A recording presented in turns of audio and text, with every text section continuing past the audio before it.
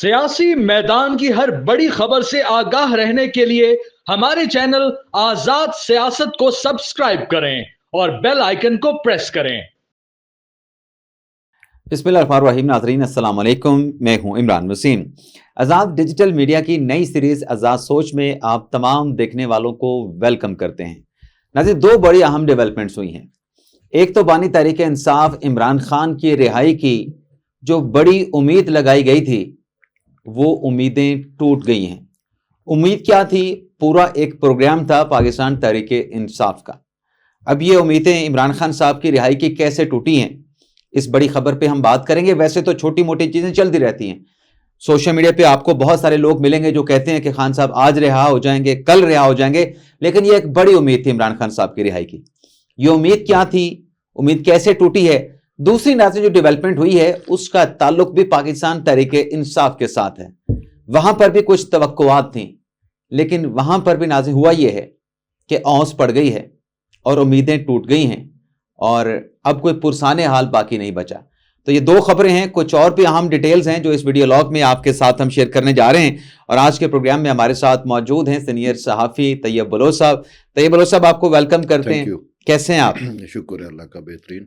Tayyab Bloch साहब, पहली खबर पे आने से पहले जो बड़ी उम्मीदें वाबस्ता की गई थी, दूसरी मर्तबा बड़ी उम्मीद टूटी है बिल्कुल पाकिस्तान तहरीक इंसाफ की।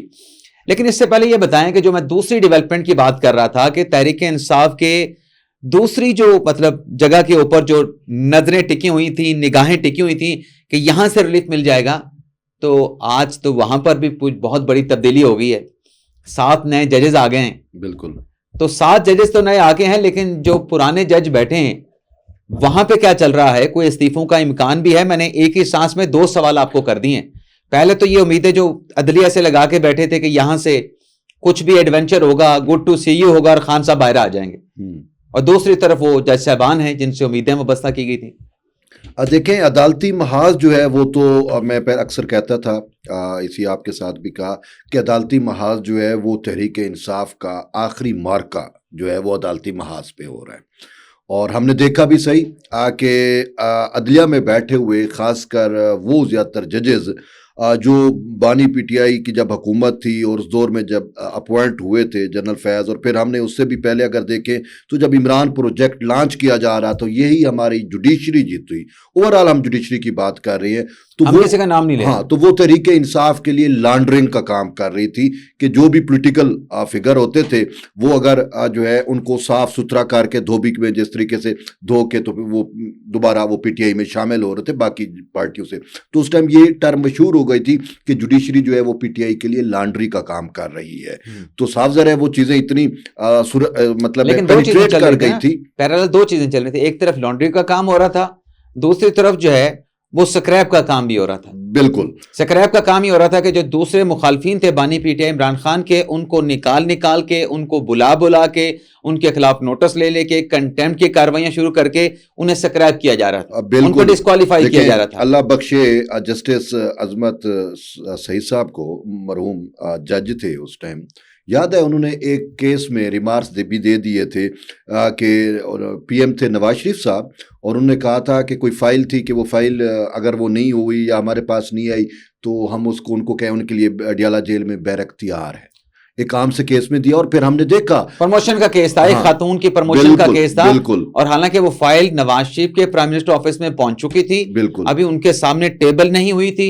लेकिन यहाँ पे जैसे शेख अजमत सईद साहब ये रिमार्क्स दे रहे थे कि प्राइम मिनिस्टर को बोल दें कि अडियाला में जगह बहुत खाली पड़ी है आपको, यानी कह रहे थे कि आपको अडियाला भिजवा देंगे। तो उन्होंने भिजवाया ना, पनामा में भिजवाया था ना, वो ब्लैक लॉ को डिक्शनरी लेके आ गए थे। भी है वो, तो वो नहीं, फिर बात पूरी कर लेना, सीक्वेंस लोगों को समझ आ जाए। बिल्कुल। जब ये शेख अजमत सईद ने रिमार्क्स दिए थे, उसके बाद उस वक्त के प्राइम मिनिस्टर नवाज शरीफ ने चीफ जस्टिस को लेटर लिखा था जस्टिस अनवर ज़ैद जमाली को। उसमें उन्होंने अपनी रिजर्वेशन का इजहार किया था कि ये कैसा एक मुहज़्ज़ब मुल्क है, कैसी मुहज़्ज़ब अदलिया है कि वहां एक बेंच पे बैठा जो जज है प्राइम मिनिस्टर से मुतल्लिक इस किस्म के रिमार्क्स दे रहा है। बिल्कुल। और प्राइम मिनिस्टर को उस चीज का पता ही नहीं, उसके नॉलेज में नहीं आई।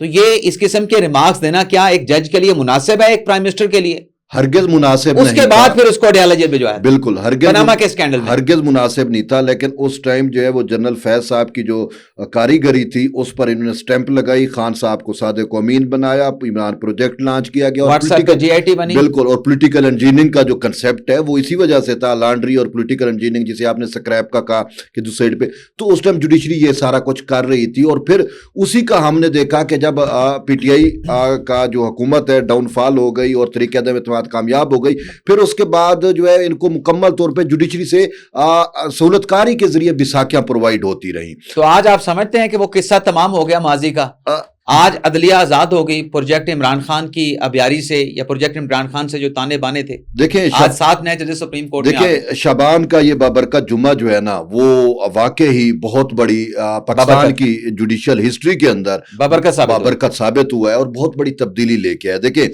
4 हाई कोर्ट्स हैं, उनके चीफ जस्टिस तब्दील हो गए और चारों अब कायम मकाम चीफ जस्टिस का उन्होंने हलफ भी ले लिया। इसी तरीके सुप्रीम कोर्ट में 7 नए जजेस आ गए और फिर वो जो जिनके ऊपर था कि वो या सहूलतकारी कर रहे थे और बानी PTI का या उसका नरेटिव विद इन कोर्ट लेके बैठे हुए थे। और हमारे एक मस्जिद जज साहब है, मैं उनका नाम नहीं लेता, वो तो बार बार जो है वो हमें नजर ही ऐसे आते थे जैसे कि वो PTI के, वो जज नहीं है बल्कि PTI के वकील है।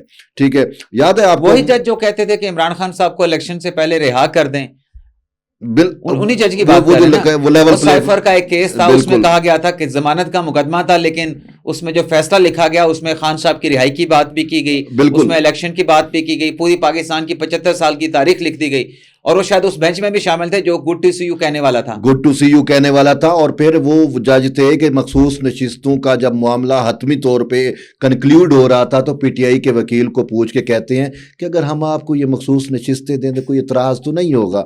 उन्होंने कहा हमें क्या इतराज़ होगा, हम तो चाहते यही हैं। और फिर पूरा फैसला भी वही हुआ जो उनके आखिरी रिमार्क्स थे, पूरा फैसला वही था। तो वो मुअज़्ज़ज़ जज साहब जो हैं तो बहरहाल मैं ये कहना चाह रहा हूँ कि उन्होंने यहाँ से जो एक उम्मीदें थी वो उम्मीदें थी यानी अब खत्म हो गई। अब बात होगी आइन और कानून की, आइन और कानून की बात होगी। और इसी का देखें, जब 26वीं तरमीम हो रही थी तो पार्लियामेंट में पार्लियामेंटेरियंस ने खड़े होके, मुझे 2 बयान याद आ रहे हैं, एक बिलावल भुट्टो जरदारी का बयान था, एक मौलाना फजल रहमान का बयान था, और दोनों एक ही बयान थे, एक जैसे थे कि हमने जो है वो जहर निकाल दिया है। ये अदलिया में बैठ के जो है अपने आप को ये समझते थे कि सारा इख्तियार सारा ताकत हमारे पास है और हम जो है वो पार्लियामेंट के मुंतखब वजीर आजम को भी घर भेज सकते हैं। याद होगा आपको, तो इन्होंने जैसे अजमत सईद साहब की हमने बात की और ये वो करते भी रहे हैं। तो अब वो सब कुछ क्लोज हो गया, ये तो चले खत्म हो गया ना, जो हमने बात की कि एक और भी दूसरी भी हैपनिंग हुई है। लेकिन ये जो इमरान खान साहब की जमानतों के केसेस तो अदालतों में जाते रहते थे, लेकिन अदालतों से जमानत की बजाय जो तहरीक इंसाफ की उम्मीदें वाबस्ता रही वो कहीं और जगह पे बड़ी बड़ी उम्मीदें लगाई गई थी, जी, बल्कि उम्मीदें दिखाई गई थी। तो तैयब उर्दगान आए पाकिस्तान और तैयब उर्दगान चले गए, तो खान साहब की उन्होंने कोई बात नहीं की, खान साहब के लिए अडयाला जेल का दौरा भी नहीं किया, खान साहब से मिलने भी नहीं गए। तो ये उम्मीद भी खत्म हो गई जो आखिरी उम्मीद थी। पहले तो डोनाल्ड ट्रंप वाली उम्मीद थी, जरा डिटेल के साथ बताएं ना कि पूरी कहानी क्या है। देखें, सच पूछे तो खान साहब की रिहाई जो है ना वो रिहाई बढ़ गई है। अच्छा। मैं तो ये लफ्ज़ यूज़ करूंगा क्योंकि उन्हीं का अपना दिया हुआ है, तो उनकी रिहाई बढ़ गई है। वो इस वजह से कि वो हर चीज़ पे उम्मीद लगा के बैठते हैं, ठीक है। और उसमें उनके परसेप्शन मैनेजर्स का भी मसला है कि वो पूरी कौम यूथ को जो है वो ऐसी चीज़ों पे लगा देते हैं और वो बिल्कुल उम्मीदें बांध लेते हैं कि जी अब कुछ ना कुछ होगा। पर ट्रंप पे उम्मीदें थी, बहुत ज्यादा उम्मीदें थी। अच्छा, सैयद साहब इनके मैनेजर थे, इमरान खान साहब साहब परसेप्शन मैनेजर तो हैं, अगर वो ना होते तो उनको कैसे कि ये इल्हाम आ गया था कि जी वो तैयब उर्दगान साहब आएंगे और उनका जरदारी साहब के साथ भी बहुत अच्छा ताल्लुक है और PM शहबाज शरीफ के साथ भी अच्छा दोस्ताना है। तो वो अपने दोस्ताना तल्लुकात को इस्तेमाल करके अडयाला जेल में बैठे हुए जो है वो बानी PTI को जो है वो कोई ना कोई रिलीफ दिलवाएंगे। मैं यहाँ पे पढ़ दूं कि मुशाहिद हुसैन सैयद ने कहा क्या था, मेरे ख्याल से हम किस पैराए में बात बिल्कुल बिल्कुल अगर पढ़ दे तो समझ जाएंगे हमारे व्यूअर्स। मैं निकालता हूँ जनाब, अभी रुके यहाँ पे, मुझे देखना पड़ेगा कि मुझे कहाँ पे वो मिलेगा। कहाँ पे है मेरे ख्याल, ये जी मैंने निकाला है इसको और ये यहाँ पे मुझे थोड़ा सा ये आ गया जी। ये मुशाहिद हुसैन सैयद साहब ने कहा था कि तुर्की के सदर रजब तैयब उर्दगान عمران خان کی رہائی کے لیے کردار ادا کر سکتے ہیں. یہ مشاہد حسین سید صاحب نے مسلم نواز کے سابق رہنما نے اسٹیٹمنٹ دیا تھا, اور آپ کو یاد ہوگا کہ یہی مشاہد حسین سید صاحب تھے. ایک ٹی وی ٹاک شو میں انہوں نے اس سے پہلے یہ دعویٰ کیا تھا کہ جب امریکن پریزیڈنٹ کا الیکشن ہوگا اس کے بعد نومبر میں ٹیلی فون کال آئے گی اور عمران خان کو رہا کرنا پڑ جائے گا. اب ان کی یہ دوسری بات تھی کہ ٹرمپ والی کہانی تو نہیں چل سکی, دوسری ان کی طیب اردگان والی بات تھی تو وہ کہانی بھی نہیں چل سکی. طیب اردگان تو واپس چلے گئے, طیب اردگان تو اپنا شہباز شریف کو اور آصف علی زرداری کو گاڑیوں کا تحفہ دے کے گئے, خان صاحب سے تو ملنے بھی نہیں گئے. سر مشاہد حسین ٹھیک ہے, اس طرح کے اندازے کیوں لگائے جاتے ہیں, اس طرح کی پیش گوئیاں کیوں کی جاتی ہیں؟ سر دیکھیں اب مشاہد حسین بھی تو دیکھیں آج کل کہاں پہ ہیں. بات یہ ہے ان کو بھی تو میڈیا میں ان رہنا پڑتا ہے نا, کوئی نہ کوئی سٹیٹمنٹ دے کے, کوئی نہ کوئی وہ کر کے. اور آپ کو پتہ ہے کہ تحریک انصاف یا عمران خان کی بہت زیادہ کلٹ فالوئنگ ہے, تو اس کلٹ فالوئنگ جب آپ کو ریٹویٹ کر رہی ہوتی ہے, آپ کو وہ کر رہی ہوتی ہے اور آپ کے بیان پہ ویلاگ کر رہی ہوتی ہے, تو آپ جو ہے نا ایک تو یہی چیز ہے بیسیکلی چیزوں میں ان رہنے کی, مین سٹریم میڈیا میں, سوشل میڈیا میں, سائبر سپیس میں. تو مشاہد حسین نے اسی وجہ سے جو ہے یہ اس ٹائپ کے بیان دیتے رہے, اور مستقبل میں یہ کوئی آخری ان کا بیان نہیں تھا. مستقبل میں اگر کوئی اور صدر آئے گا, کوئی چین کا صدر آئے گا, کوئی اور بھی آئے گا, آتے رہتے ہیں آپ کو پتہ ہے, تو وہ کہیں گے اس سے بھی ان کو امیدیں بندھوا دیں گے کہ جی وہ آئے گا تو وہ بھی رول پلے کرے گا, ٹھیک ہے نا.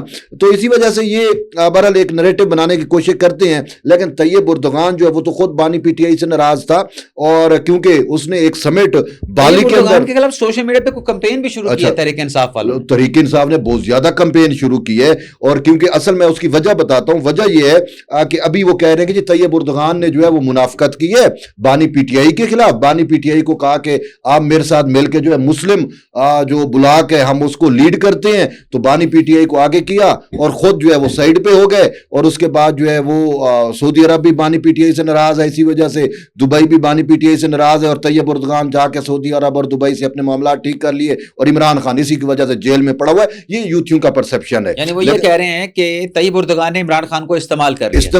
خان صاحب بھولا ہے, خان صاحب بچہ ہے, ان کو پھر پیتا بچہ ہے, روٹی کو چوچی کہتا ہے, اس کو جو مرضی جا کے جو مرضی استعمال کر. جنرل فیض بھی اس کو استعمال کر گیا, باجوہ صاحب بھی اس کو استعمال کر گئے, طیب اردگان بھی اس کو استعمال کر گیا, بشرا بھی اس کو استعمال کر رہی ہے, اب گوگی بھی اس کو, یا پتہ نہیں یہ کون بندہ ہے جس کو سبھی استعمال کر لیتے ہیں. اچھا پوری نا انٹرنیشنل جو ایک مطلب لابی جو ہے اس کے ساتھ مطلب یہ امیدیں وابستہ کی جاتی ہیں کہ فلاں لیڈر فلاں نے ٹویٹ کر دیا, فلاں نے کر دیا, خان صاحب رہا ہو جائیں گے.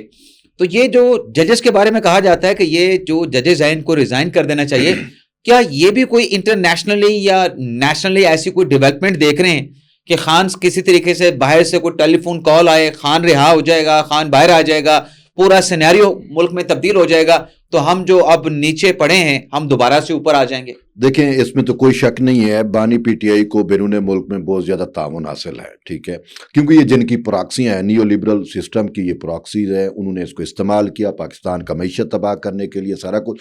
تو وہ آج بھی جو ہے اس کی رہائی کے لیے کاوشیں کر رہے ہیں. دیکھیں میں ٹائم آف اسرائیل کو آپ دیکھ لیں, اس کی سٹیٹمنٹس آپ کے سامنے آئی ہیں, اور ٹائم آف اسرائیل نے اور یروشلم پوسٹ نے, یہ دو اسرائیلی بڑے اخبار ہیں, انہوں نے برملا لیے لکھا تھا کہ ٹرمپ جو ہے وہ کہتے ہیں کہ ٹرمپ ہمیں امریکہ میں چاہیے اور عمران خان ہمیں پاکستان میں چاہیے, اور ٹرمپ اور ان کا آپس میں وہ ہوگا مطلب پارٹنرشپ قائم ہوگی تو ہم مسلم ورلڈ پہ ہمارا انفلوئنس بڑھے گا. یہ سارا کچھ یہ تو اب میں اس چیز کو دیکھیں, اور پھر گولڈ سمتھ کا جو فیملی ہے اس کا مکمل طور پہ ان کو سپورٹ حاصل ہے. اور گولڈ سمتھ فیملی کے بارے میں آصف علی زرداری صاحب نے یہ کہا تھا, حامد میر کا ایک انٹرویو ہے, حامد میر نے ان سے سوال کیا کہ جو پی ٹی آئی کا پروپیگنڈا اور یہ سارا کچھ ہے, تو اس نے کہا آپ کو نہیں پتا, ہم تو اس کا کاؤنٹر نہیں کر سکتے. یہ آصف زرداری صاحب کی بات ہے کہ انہوں نے کہا آپ کو نہیں پتا کہ گولڈ سمتھ فیملی جو ہے وہ پروپیگنڈے میں پوری ورلڈ وائڈ کتنی مشہور ہے, یہ سارا پروپیگنڈا وہی وہاں سے ہی تیار ہو کے آتا ہے, اور اسی وجہ سے ہمارے پاس وہ چیزیں نہیں ہیں کہ ہم یہ کر سکیں. تو کہنے کا مطلب یہ ہے کہ عالمی طور کے اوپر جو نیو لبرل اکانومک سسٹم ہے, جو یہ زائونسٹ وہ ہے, اس کے براہ راست پاکستان میں اگر کوئی پولیٹیکل پراکسیز ہیں تو وہ تحریک انصاف ہے, بانی پی ٹی آئی ہیں, تو اس وجہ سے وہ تو حت المقدور یہ کوشش کریں گے. اور جو آپ نے جوڈیشری والی بات کی, صاحب ذرا یہ چیزیں میں کر رہا ہوں تو وہ تو ان چیزوں میں انوالو ہے نا. 8 ججز والا وہ جو فیصلہ آیا تھا, کس طریقے سے ماورائے قانون چلے گئے تھے, اپنے حلف کے خلاف چلے گئے تھے, اپنے آئین اور قانون کے خلاف چلے گئے تھے, تو ان کو یہ چیزیں نظر آ رہی تھی, تو اسی وجہ سے آج تو بند گیا نا اس تمام چیزوں کے آگے. دیکھیں وہ کہ آپ آئین اور قانون سے ہٹ کے کوئی ایک نئی چیز نکال کے پروڈکٹ بنا دیں, لیکن وہ تو اس امید میں بیٹھے ہیں نا کہ پاکستان جیسے ملک کے مروزی حالات تبدیل ہوتے ہوئے پتہ نہیں لگتا. وہ کہتے ہیں کہ آج جیسے وہ مثال بھی ہے کہ دریا جو ہے وہ ہمیشہ ایک کنی نہیں بہتا, ایک سائڈ پہ نہیں بہتا, تو دریا بھی اپنا راستہ بدلتا رہتا ہے. تو وہ یہ سمجھ رہے ہیں کہ آج اگر برا وقت ہے تو کل کو حالات تبدیل بھی ہو سکتے ہیں, اچھا وقت بھی ہو سکتا ہے. اس وجہ سے وہ استعفے چے جایا کہ یہ بھی ہے کہ وہ استعفے تیار کر کے بیٹھے ہیں, لیکن وہ دیں گے نہیں. حالات بھی ایسے ہیں, وہ دینا نہیں چاہ رہے, وہ اچھے وقت کے لیے بیٹھے کہ شاید حالات تبدیل ہو جائے اور کایا ہماری سائڈ پہ پلٹ آئے. آج ویسے منصور علی شاہ صاحب نے کہا بھی ہے کہ استعفے نہیں دیں گے اور لڑیں گے جب تک سسٹم کے اندر رہ کے, جب تک ہم لڑ سکیں. تو طیب بلوچ صاحب بہت بہت آپ کا شکریہ, آپ کے ساتھ گپ شپ رہی. تو یہ تھا ناظرین آج کا ہمارا پوڈ کاسٹ. آپ سے اجازت چاہتے ہیں. اللہ تعالیٰ ہم سب کا حامی ناصر اپنی دعاؤں میں یاد رکھیے گا. اللہ حافظ.